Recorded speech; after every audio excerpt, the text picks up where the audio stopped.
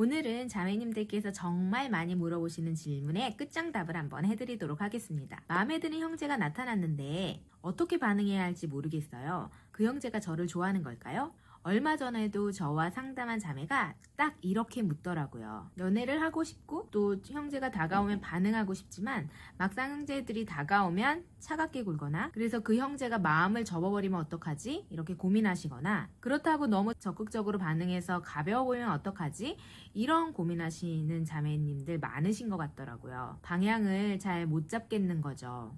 오늘 영상 끝까지 보시면 관계와 행동이 어때야 하는지 흔들리지 않고 성경적으로 응답하실 수 있을 거예요. 이 영상은 아무래도 자매님 중심으로 풀겠지만 형제님들도 보신다면 자매님들의 심정을 이해하는 데 충분히 도움이 될 영상이라고 생각합니다. 본격적으로 들어가기 전에요. 이 영상을 보시면서 이건 정말 내 얘기다. 혼자서는 정리가 안 된다 싶으신 분들 계실 거예요. 그런 분들을 위해서 1대1 만남을 고정 댓글로 남겨두었습니다.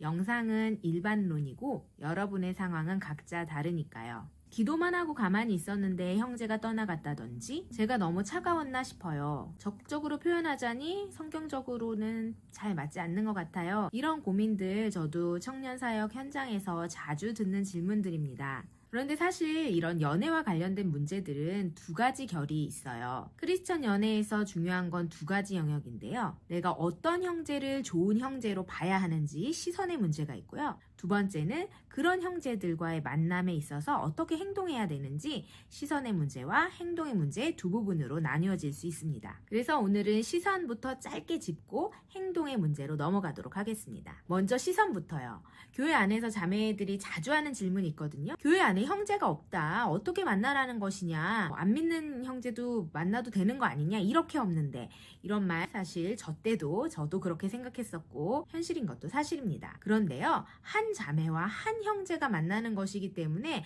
교회 안에 좋은 형제가 많이 없다. 이런 보편적인 말들은 큰 의미는 없어요. 딱 한 명이 서로 만나야 되는 것이기 때문에 그것이 큰 의미가 있는 말은 아닙니다. 내 짝이 이 5만여 교회에 한 명이 없을 리가 없어요. 그런데 중요한 건 교회 안에 이미 형제가 없기 때문에 어려워라는 이런 시선은 사실은 완벽한 형제라는 이상형을 그리고 있기 때문에 이런 시각을 바뀌지 않고는 만남이 어려워요. 그래서 시선을 바꿔야 하는데요. 이미 매력적인 누군가의 남편, 우리가 TV에서 보는 크리스찬 연예인이라든지 아니면 이미 교회에 있는 그 형제들의 어떤 이상향적인 형제들을 보고 나서 그런 형제는 없어라고 생각한다면 환상 속의 이상형을 그리는 거잖아요. 그런 시각에서는 조금 어렵습니다. 어떤 의미에서는요. 이미 완벽해 보이는 그 사람들은 어머니든 아내든 누나든 여동생이든 손길을 탄 사람들이에요. 그래서 사실 유부남들이 멋있어 보이는 이유는 여자들이 좋아하는 형태로 와이프가 꾸며놨기 때문인 경우도 사실은 많아요. 그래서 자매님들이 보셔야 될 부분은 무엇이냐면 내가 정말 멋있게 가꿀 수 있는 형제인가 그걸 보시는 것도 굉장히 좋아요. 저 사람은 머리 스타일만 고쳐도 될 텐데 여러분이 바꿔주시면 됩니다. 저 사람은 저 안경 너무 이상해. 여러분이 바꿔주시면 됩니다. 그런 식으로 내가 바꿔갈 여지가 있어요. 그래서 여러분이 시선을 먼저 이렇게 바꾸시면 좋겠어요. 이미 된 사람보다는 내가 함께해서 더 멋있어지는 사람을 나는 찾겠다. 겉으로 볼 때 화려하지 않더라도 진국인 형제들이 참 많이 있습니다. 저도 결혼을 하고 나서 느낀 건데요. 우리가 보는 드라마, 영화에 대한 환상들 그런 것들에 눈이 가려져서 성경적으로 정말 멋진 남자를 보는 눈이 없었던 것 같고 철이 들 때까지 시간이 걸릴 수밖에 없는 것 같아요. 그래서 시선을 바꿔서 여러분의 교회에 또는 주변에 마음이 진실하고 착실하고 또 성장하려는 의지가 있는 사람, 주님 안에서 더 멋있게 살고 싶어하는 비전이 있는 사람이라면 지금 현재의 모습이 세상이 말하는 기준과는 조금 다를지라도 여러분이 신앙 안에서 선택하셨으면 좋겠습니다. 이런 크리스찬 연애 영상을 찍는 것이 조심스러운 이유는 제가 생각했을 때 저는 정말 하나님을 사랑하고 믿음 안에서 가정을 세우고자 하시는 분들이 봤으면 좋겠어요. 이런 방법들이 일반 연애 코치처럼 이렇게 해라 저렇게 해라 그런 것은 절대 아니라고 생각합니다. 믿음 안에서 연애를 하고 아름다운 가정을 세우고자 하는 비전이 있는 분들께 이 영상이 닿을 것이라고 믿고, 그런 과정에서 조금 먼저 걸었던 신앙의 선배가 어떤 말을 하는지 유익이 되셨으면 좋겠다는 마음으로 이 영상을 촬영하고 있으니까요. 시선이 정리됐다면 이제 행동입니다. 그 형제 혹은 그 자매가 마침내 다가왔을 때 우리는 어떻게 해야 될까요? 일단 저는 자매님들 기준으로 쫙 풀어가 보겠습니다. 첫 번째, 일단 기도하셔야 됩니다. 기도는 사실 너무 뻔한 답이고 제 모든 영상에 들어갈 수밖에 없어요. 여러분, 기도라는 것은요, 삶의 패턴이고 이건 라이프 스타일이에요. 연애나 결혼은 너무 중요한 이슈이기 때문에 기도를 하셔야 됩니다. 많은 분들이 상처와 트라우마로 올바른 관계를 맺지 못하는 경우가 참 많아요. 이 상처와 트라우마는 뭐 예전의 연애 경험 꼭 이런 것만은 아니고요. 가정에서 부모님의 어떤 모습, 또 일가 친척이라든지 여러 어떤 다양한 삶 속에서의 남녀 관계에 대한 기억들, 그리고 내가 본 어떤 드라마의 이미지, 이런 것들이 모두 내 연애에 영향을 미칩니다. 그렇기 때문에 사실은 진짜 영향을 받아야 되는 건 하나님이고 성경의 말씀인데, 내 안에 치유되지 않은 상처와 트라우마가 있다면 여러분의 연애와 결혼이 늦어질 수밖에 없고 좀 굴곡이질 수밖에 없는 건 당연한 거 아니겠어요? 연애보다도 중요한 건 그래서 내 중심, 하나님께서 내 인생을 어떻게 보시는가 하는 그런 마음입니다. 내가 누군가의 연인이고 배우자이고 그 전에 하나님의 자녀이고 또 부모님의 자녀이고, 이런 것들이 건강해야 사실은 그 건강한 바탕 위에 만남과 연애와 결혼이 순차적으로 이어지게 되는 것이겠죠. 어떤 의미로 만남이 너무 늦어진다는 것은 솔직히 내가 다듬어지는 과정이라고 생각할 수도 있어요. 그래서 여러분이 그런 분별은 잘 하셨으면 좋겠습니다. 우리들 교회 김영재 목사님께서 하신 말씀 제가 꼭 기억하고 있는 말씀인데요. 결혼의 목적은 행복이 아닙니다. 결혼의 목적은 거룩이에요. 둘이 한 몸이 돼서 서로 지켜주면서 거룩하게 하나님 나라를 읽어가기 위해 결혼이 필요한 것입니다. 그래서 기도해야 하는 이유는 3가지입니다. 감정이 아니라 하나님께 시선을 고정하기 위해서, 이 관계에서 하나님이 영광을 받으시고 그분의 뜻을 여쭙기 위해서, 3번째, 나의 트라우마나 두려움, 교만, 잘못된 믿음이 이 관계를 망치지 않도록 미리 정리받기 위해서입니다. 2번째는 따뜻하고 분명한 반응입니다. 형제님들이 다가왔을 때 어떻게 반응해야 하는지 모르는 자매님들 많으시더라고요. 저도 한 청년이 기억이 나는데요. 저와 이제 양육하던 중에 소개팅 2건이 동시에 들어왔어요. 한 명만 최종적으로 남게 됐는데, 간사님 이 남자 너무 이상한 것 같아요. 제가 이렇게 했는데 이렇게 말했어요. 그랬을 때마다 제가 해석을 해준 거예요. 아니, 이 사람의 얘기는 이 얘기 같아. 이렇게 답변해 보는 게 좋을 것 같아. 이런 식으로 결혼하기 전까지도 코칭을 해주면서 결혼까지 하고 지금 이제 예쁜 아기도 낳아서 살고 있는데요. 미혼 여성, 미혼 남성이 생각했을 때 상대방에 대한 예측은 틀릴 가능성이 굉장히 많습니다. 그 남자분 되게 좋은 남자였거든요. 신앙도 좋고 직업도 좋고. 근데 여자가 느끼기엔 이 남자 이상한 것 같아요. 이럴 수가 충분히 있다는 거예요. 그래서 우리 이제 자매님들이 기본적으로는 넓은 마음과 열린 마음으로 상대를 대할 필요가 있습니다. 너무 판단하고 이렇게 칼로 자르듯이 그런 모습, 이렇게 해야 내가 이렇게 할 거야 라는 개인적인 어떤 기준을 가지고 대하면 참 어려워요. 그래서 첫 번째 장착할 것은 친절과 따뜻한 말입니다. 공동체 안에서 또는 믿을 만한 분의 소개로 어떤 분을 만났다면 친절하게 대하시고 따뜻한 반응을 해주시고 웃어주시고, 그런 부분이 되게 중요합니다. 이상형이 아니거나 아직 호감은 없지만 굉장히 싫지만 않다면 친절과 따뜻한 반응으로 다음 단계를 이어가 보시는 게 좋습니다.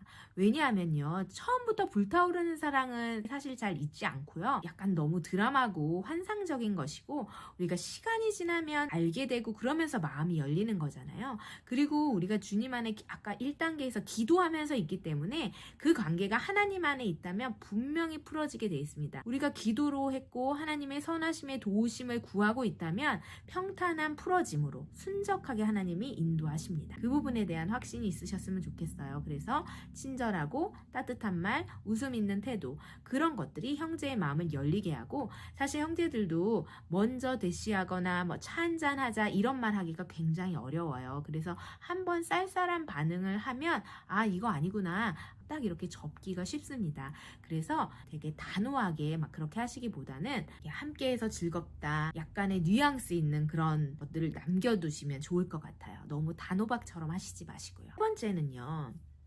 형제들이 분명한 액션을 취할 수 있도록 자매들이 좀 도와주시는 게 좋습니다.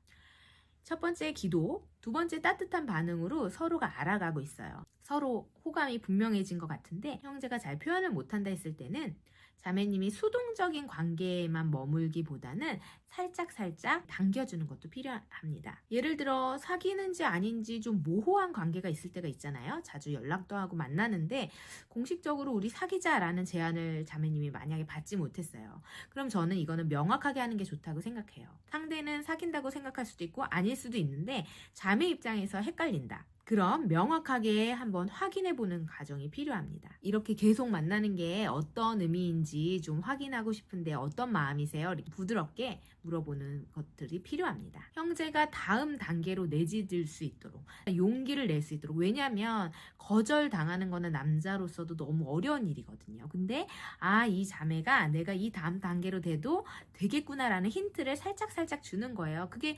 지혜로운 잠언 31장에 나오는 현숙한 여인의 결혼 전 모습일 수 있겠죠? 만약에 따뜻하게 얘기하고 인사했고 이런 힌트까지 줬는데도 반응이 없다. 그럼 거기서 마음을 접으셔야 합니다.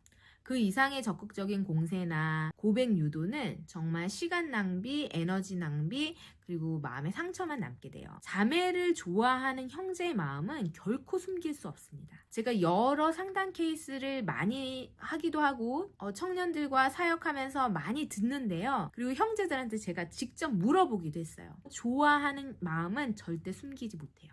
그리고 자매가 느끼기에 모호하다, 이게 잘 모르겠다, 그러면 거의 아닌 경우가 많아요. 그렇게 애매할 수가 없어요. 그리고 우리가 주님 안에 있다 보면 그렇게 흔들리는 기간을 오래 가지면 안 됩니다. 한두 달이면 충분히 좋게요. 썸을 타는 기간이 6개월, 7개월에서 헷갈리고 기도도 안 되고 하나님 이게 뭐예요 하는 거 너무 오래 간 거예요. 한두 달 안에 끝내야 된다고 저는 생각합니다.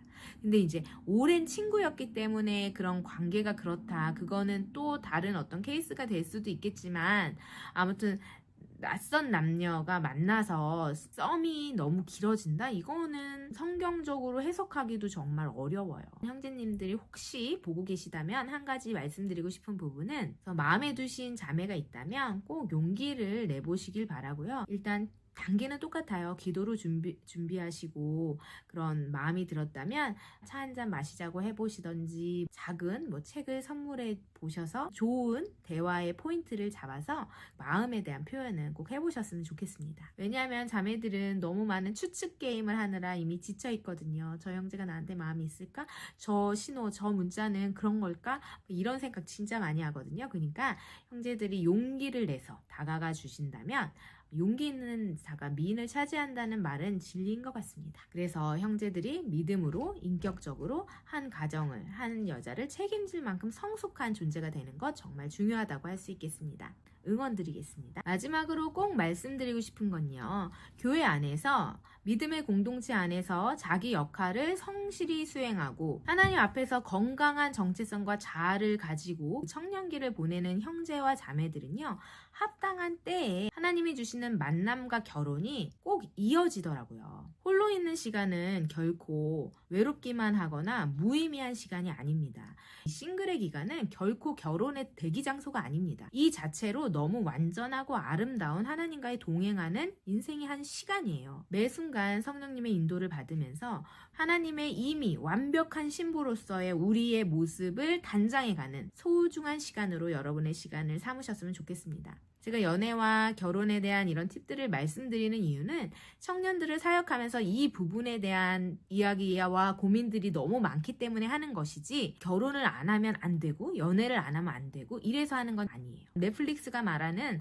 그런 어떤 환상적인 걸 찾는 게 아니라, 우리는 정말 하나님이 원하는 가치, 내 인생에서 내가 싱글이든 결혼이든 어떤 삶을 살든 하나님의 기쁨이 되는 삶을 살기 위한 방편이에요. 싱글로 사는 것도, 결혼을 하는 것도 하나님의 나라를 아름답게 가꾸기 위한 방편으로서지 어느 것도 절대적인 것은 아닙니다. 저는 그런 이야기를 꼭 하고 싶고요. 오늘 영상이 와닿으시거나 혹은 혼자서 정리되지 않는 부분이 있다면 고정 댓글란을 통해서 저와 함께 이야기 나눠보는 것도 추천드리고 싶습니다. 오늘도 영상 봐주셔서 감사합니다. 좋은 하루 되세요.